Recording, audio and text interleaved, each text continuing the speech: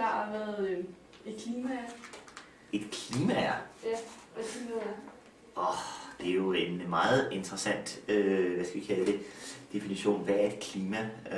Hvis vi snakker om jordens klima, og vi snakker om det, du vil forstå ved at lave klimaforskning, så er det jo, hvordan hele jordsystemet opfører sig. Så vi snakker ikke, man kunne godt sige, okay, nu står der regner udenfor i dag, og det er sådan set også klima. Men den måde, vi sådan definerer det på videnskabeligt set, der vil vi kalde det der, det er vejr, det regner udenfor.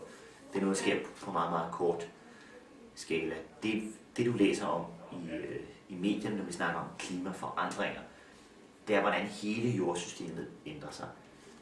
Fordi i det klimasystem, nu tager jeg blander ordene sammen, ikke? Altså, der er indbygget det faktum, at vejret er sådan en omskiftelig størrelse. I dag regner det, og i mandags, der var der, sne eller regn. Ja.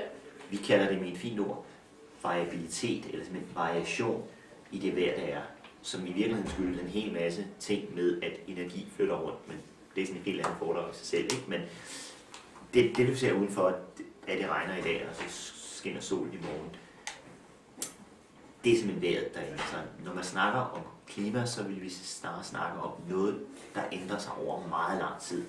Ting, som virkelig har en eller anden tendens til at være anderledes. For eksempel global opvarmning, det snakker alle om. Der snakker vi jo også om, at det bliver varmere.